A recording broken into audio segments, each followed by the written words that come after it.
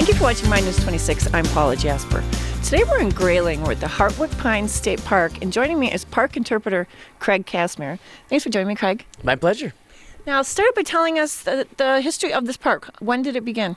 Sure. Hartwick Pines officially became a state park in 1935, but it was donated to the state of Michigan by Karen Hartwick in 1927. She worked closely with Genevieve Gillette, a great conservationist way back in the early the 19th century, and miraculously within 2 weeks she got the state to take over the property, the ownership of the property, without a lot of paperwork that would take forever now. But back then it was a real quick turnover, and it took under 10 years for it to actually become Hartwick Pines State Park.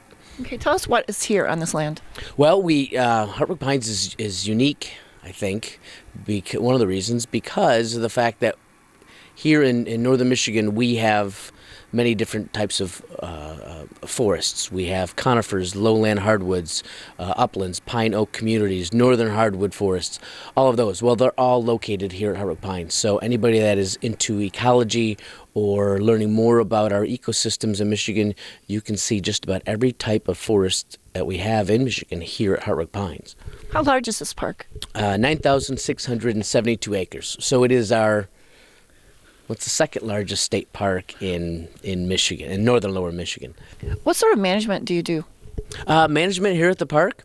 Well, there's a lot to manage. Of course, our facilities, our buildings. One thing has to be that's utmost importance is to make sure that everything is safe for the visitors and clean.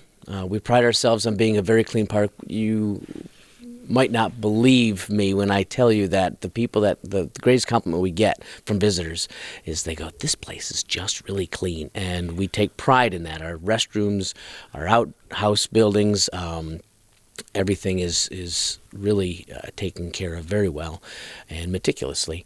In terms of management of the natural resources, our lakes are two fishing. Well, I said we have 4 lakes, but 2 of them have floating docks so that they're ADA accessible.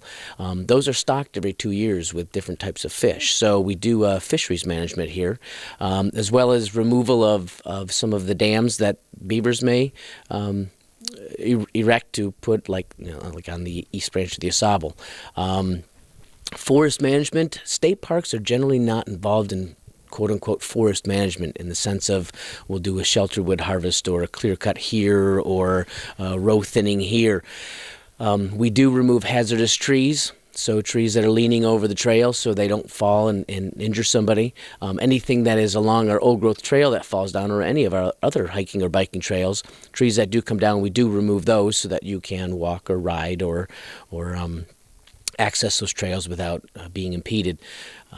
Invasive species is an issue as well in many different places in Michigan. Specifically here at Hartwick Pines, we have beech scale, which will lead to beech bark disease, which means we're in the process of losing all of our beech trees. That should happen in the next 5 to 10 years, and that's unfortunate. So we will do removal of certain species of trees to help mitigate the impact of that invasive species. We luckily don't have garlic mustard here. We've not found it, but something like that's an understory plant that will take over and remove all of the natural development of plants. And so we'll do our best to try to remove some of those invasive species. One of the other things that we've been in contact with some of the folks down in Lansing, the stewardship coordinators, is possibly doing a prescribed burn on some of our areas. That, of course, will release some of the old and dead vegetation that's there and create a better mineral soil and create a thicker, younger forest in the future. Those would be in certain areas of the park, not in the old growth forest areas. Some of the riparian zones, specifically by the Ausable River, is where we were looking at doing that, and that may still occur in some point. A lot going on here. Lots. And a beautiful place. Thank you. It's great. I'd love to work here. Thanks for joining me. My pleasure. Paula Jasper, My News 26 in Grayling.